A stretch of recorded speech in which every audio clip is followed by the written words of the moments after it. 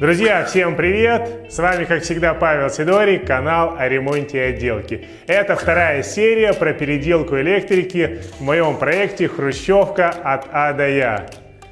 С технической точки зрения эта серия будет более насыщена. Также в конце я отвечу на самые популярные вопросы и совместно с компанией «Все инструменты» разыграю в конце среди подписчиков шуруповерт. В предыдущей серии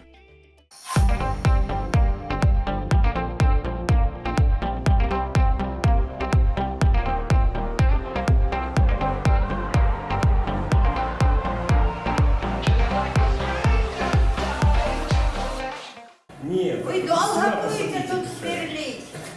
Вы же даже Я управу найду на вас. резко штроп и сверление отверстий под подрозетники. Кто не видел первую серию, обязательно посмотрите. Ссылка на видео будет в описании и в закрепленном комментарии. Технология сверления отверстий коронкой очень простая. После разметки посередине сверлится отверстие перфоратором. Отверстия нужны, чтобы коронка не съезжала в сторону, а врезалась в стену в нужном месте. После того, как коронка вошла немного в стену, можно вытащить сверло, которое находится в коронке.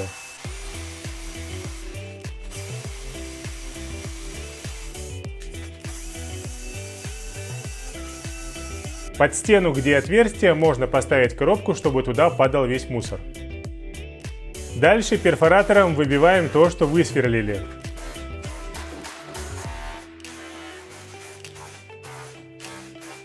Пылесосим отверстие.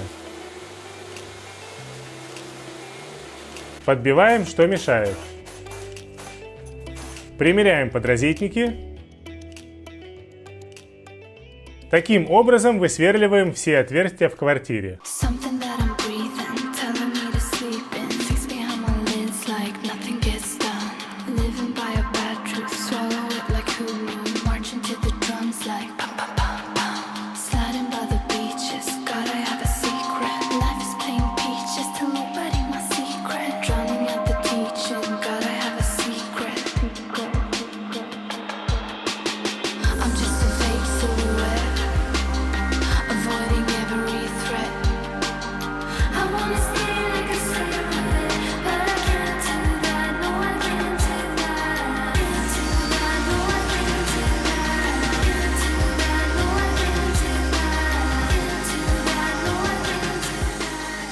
Для подрозетников я использовал коронку 72 мм, чтобы был небольшой запас. Значит, кабель я прорезал подводка сбоку, так удобнее потом подсоединять. Подрозетники, отверстие для кабеля сбоку, то же самое и сверху, оно сбоку. Поэтому удобнее подрезать сбоку и сразу выбиваю такой треугольник, чтобы можно было потом закладывать кабель. Отдельно сеть и антенна, отдельно электричество. Это выключатели. В принципе, точно такая же схема.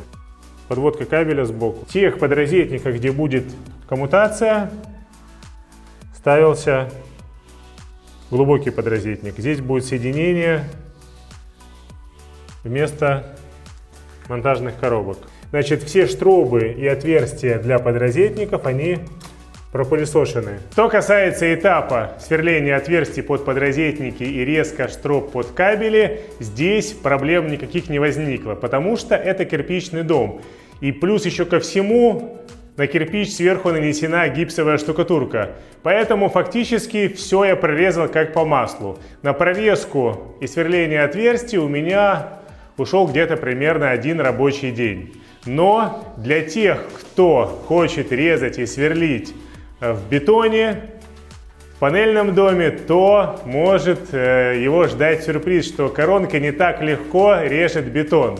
Коронка — это, конечно, круто, получается аккуратно, но если вы работаете в панельном доме, где бетон, то коронка среднего ценового диапазона может вас расстроить, и вы будете с каждым отверстием очень долго мучиться. Тут надо или покупать дорогую хорошую коронку, или прорезать отверстия под подрозетники при помощи большой болгарки. Прорезку штроб я делал штроборезом, но можно сделать обычную болгарку с самопальным пылеотводом, которую я показывал в ролике про стену. Тоже, в принципе, будет неплохо. Глубина реза рассчитывается из количества кабелей, которые будут лежать в штробе. Соответственно, под щиток тоже считается количество кабелей, которые будут укладываться в штробу. Режется штроба необходимой ширины и глубины. Грунтовка.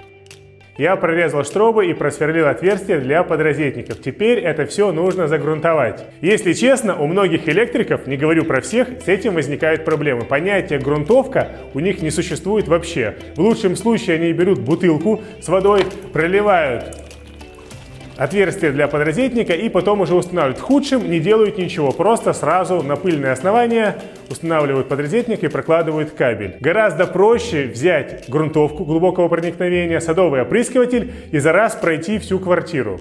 Для этой работы буду использовать проверенную грунтовку глубокого проникновения Ceresit ST17 и садовый опрыскиватель.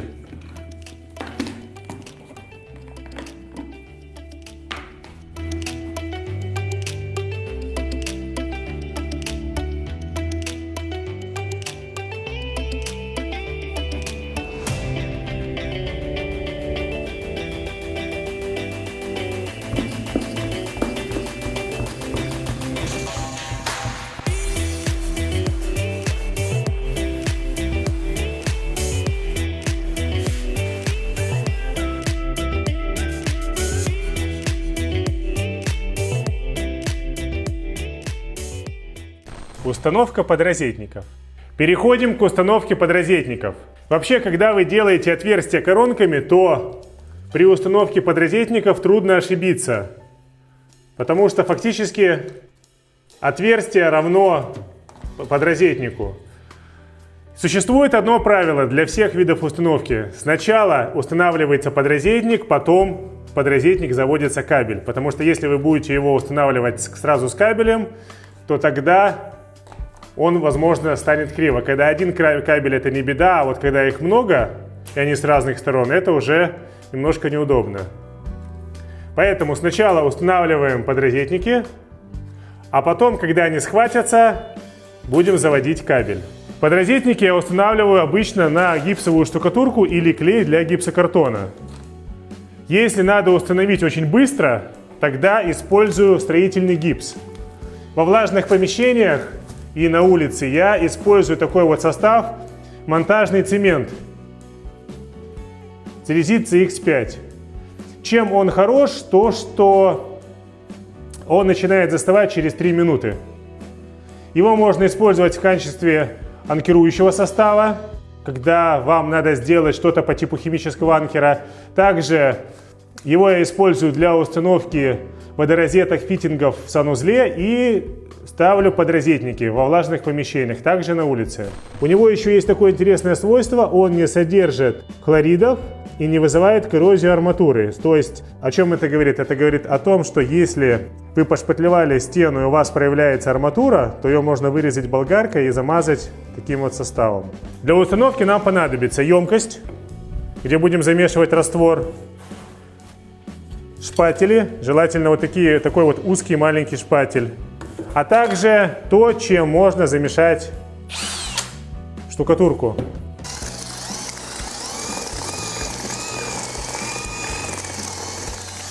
В подрозетнике перед установкой вы сразу вырезаете отверстие под кабели.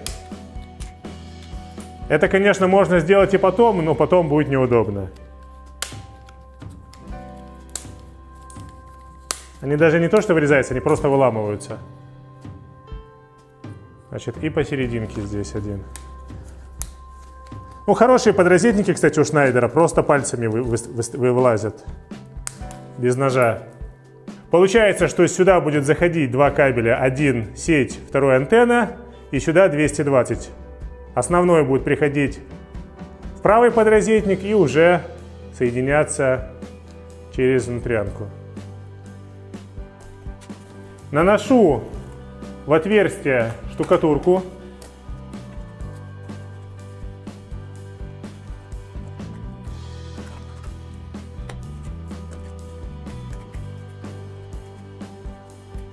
Также можно наносить еще на тыльную сторону коробок.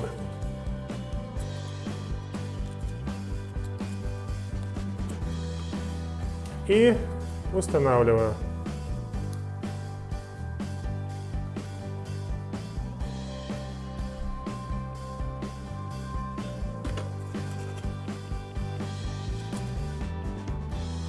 И сразу уровнем перепроверяю, чтобы все было четко.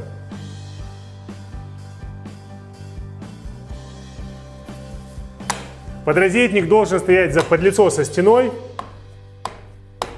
и по уровню. Ну и надо контролировать, чтобы он не стал яйцеобразной формы. Все, что здесь грязное внутри, это потом, когда схватятся подрозетники, можно будет спокойно убрать шпателем.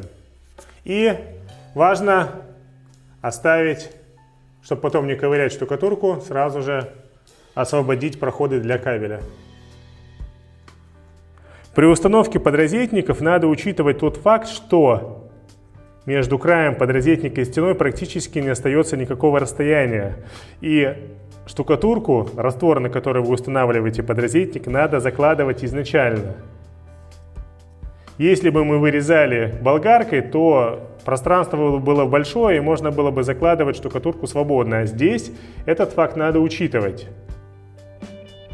Потому что фактически может получиться так, что у вас сзади будет штукатурка, а по бокам подрозетник будет просто висеть в воздухе. Отчасти у меня подрозетники получились грязные внутри, потому что я закладывал штукатурку немножко с излишком, чтобы когда вдавливал подрозетник, штукатурка пролазила везде. И здесь было все заполнено полностью, и бока, и задняя часть. Прокладка кабеля. Разводку кабелей по полу мы делали в гофре ПНД. Клипсы пристреливали газомонтажным пистолетом. Ставился лазерный нивелир. И сразу по нему, просто без всяких чертежей, пристреливалась клипса. В тех случаях, когда газомонтажный пистолет не брал основание, то есть оно выкрашивается, бывает вылетают назад эти гвозди, использовали обычный перфоратор. Обычный перфоратор и крепеж 6х40 нейлоновый, дюбель-гвоздь. Чем отличается гофра ПНД от гофры ПВХ? По гофре ПНД можно ходить, она держит нагрузку. Если на нее наступать, она не проминается. А вот если вы наступите на гофру ПВХ, то она очень быстро сминается.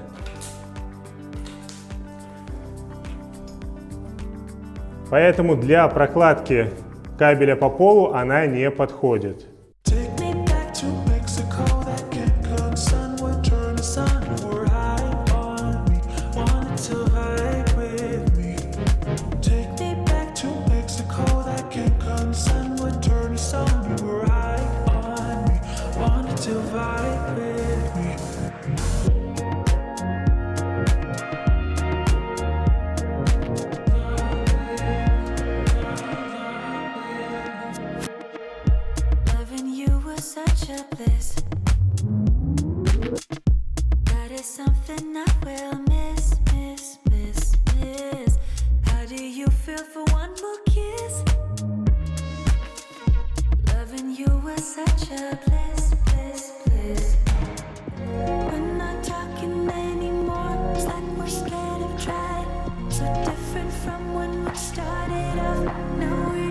Пока Олег раскидывает кабель, я резал ниши под щиток и под слаботочку. Знакомьтесь, это Олег. Олег, скажи привет. Привет. Олег электрик. Он сейчас раскидывает кабель по полу.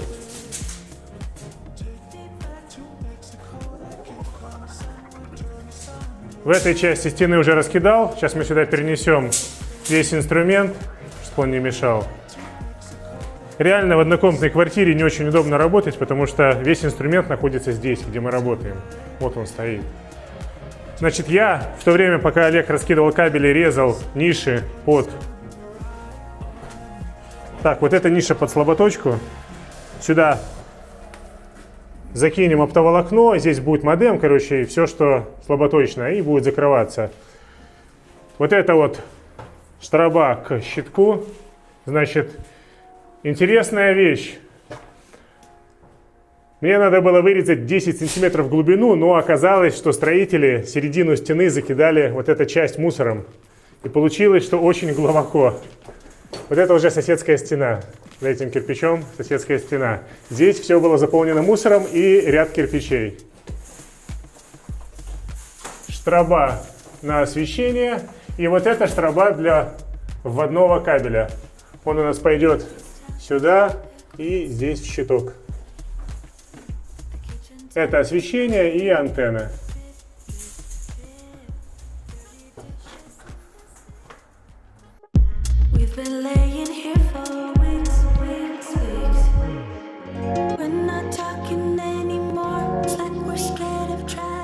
После того, как подрозетник схватился, то есть уже все, он никуда не сдвинется, прикидываете, сколько вам нужно кабеля, сразу снимаете изоляцию и заводите в подрозетник кабель. Изоляцию снять, конечно, можно и потом, но на данном этапе это делать удобнее. Я делаю обычно, чтобы где-то в подрозетник заходило сантиметра 1,5 внешней изоляции. Очень многие задавались вопросом, как будет крепиться клипса к потолку, все равно его придется сверлить через утеплитель. Все очень просто. Приклеиваем клипсы и фиксируем саморезом.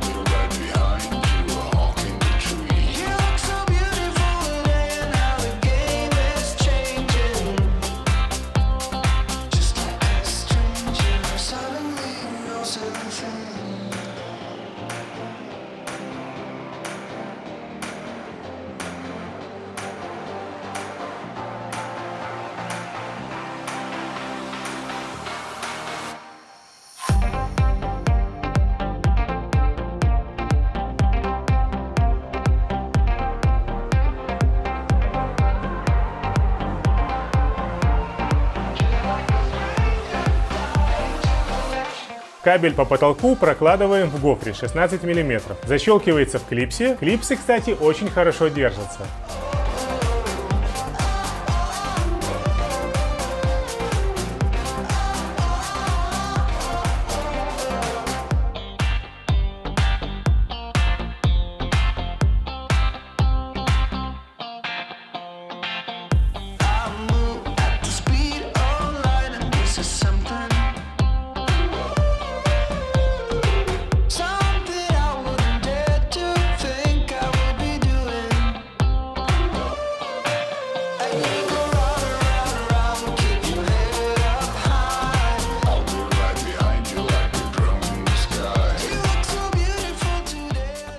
Протяжка кабеля в гофру.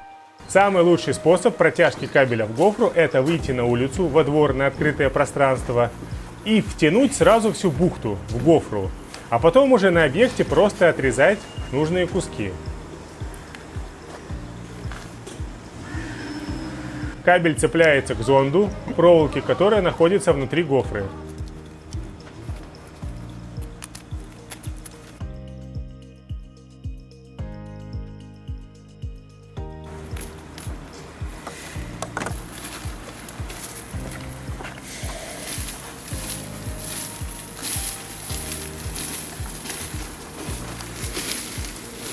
Дальше отмеряется нужный метраж гофры.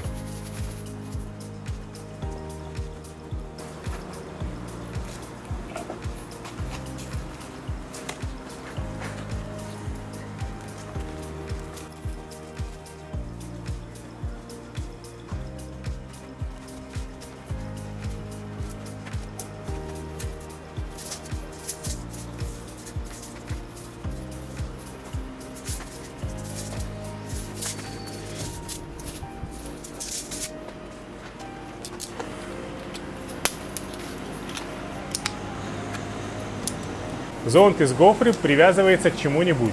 В нашем случае это дверная ручка теплоузла.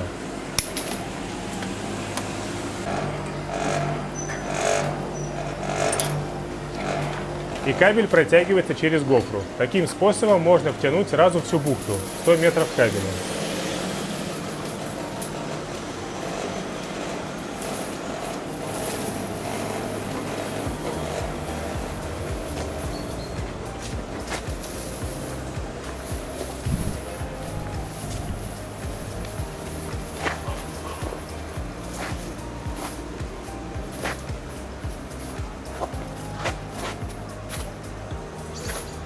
Все.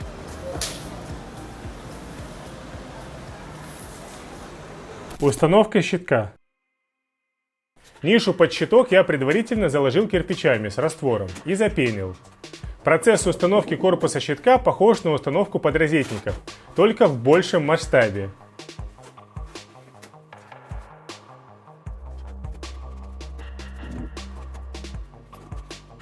Закладываю всю нишу гипсовой штукатуркой.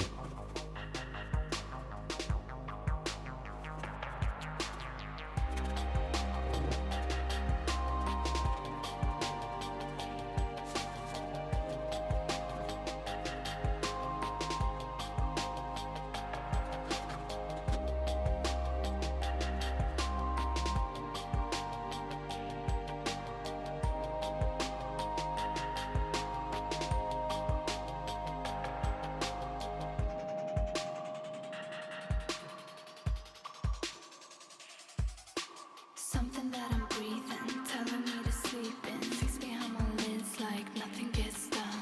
Living by a bad truth, swallow it like who knew. Marching to the drums like pam pam pam pam.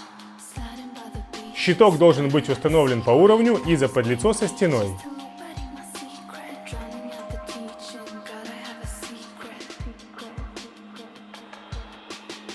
Так как гипсовая штукатурка машинного нанесения долго застывает и при большом слое все-таки немного плывет, я решил применить военную хитрость.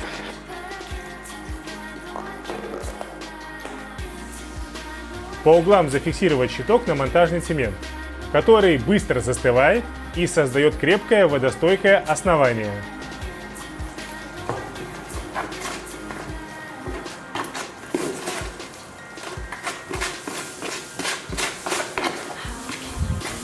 В такой ситуации корпус зафиксируется, а штукатурка может сохнуть сколько угодно.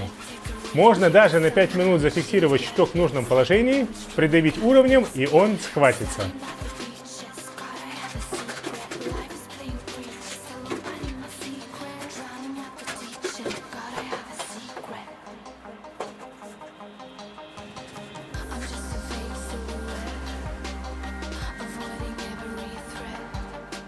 Ответы на вопросы. Ответы на самые популярные комментарии из первой части. Первый комментарий – это то, что свет надо размечать с учетом мебели. Безусловно, если у вас в квартире есть мебель, которая до потолка, или есть дизайн-проект, то надо это учитывать. Но у меня нету мебели до потолка и нету дизайн-проекта как такового, поэтому мне надо было сделать просто среднюю разметку, равномерное освещение по всей квартире. Если есть дизайн-проект, безусловно, учитывайте мебель, столы, все что угодно. Как вам нарисовал дизайнер, так и делайте. Если вы ломаете голову, как самостоятельно расположить лампочки, и у вас нету конкретной привязки, то можете просто сделать как я. Расположить их равномерно по всей квартире. Также еще писали, что точечные светильники – это прошлый век. Просто я так понимаю, что под точечными светильниками понимают вот эти вот кругленькие галогеновые лампочки на пару ватт, которые как свечка светили в потолке.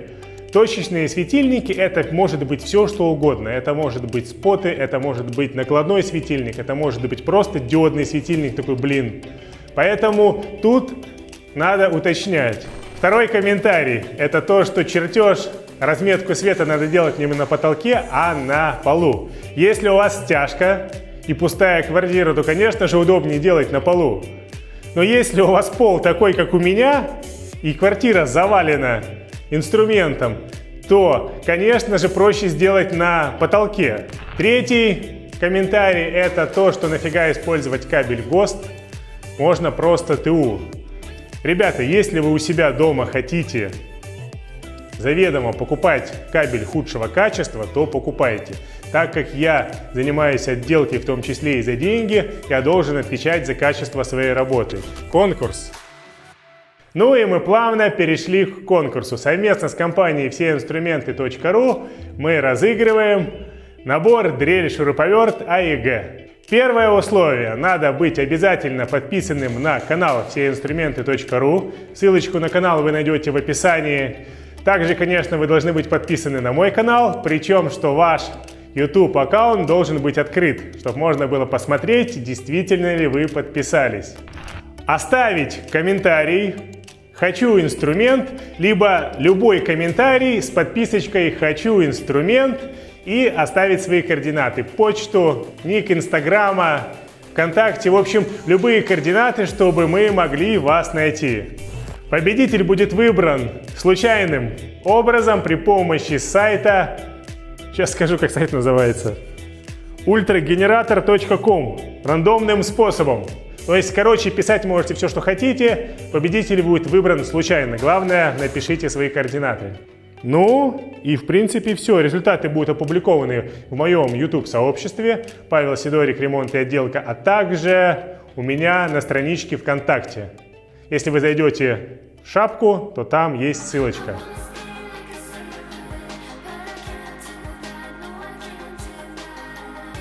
Продолжение следует. Ролик подошел к концу. Если вам понравилось, то, конечно же, ставьте лайк, подписывайтесь на канал, пишите комментарии, нажимайте на колокольчик. Желаю всем хорошего настроения. До новых встреч!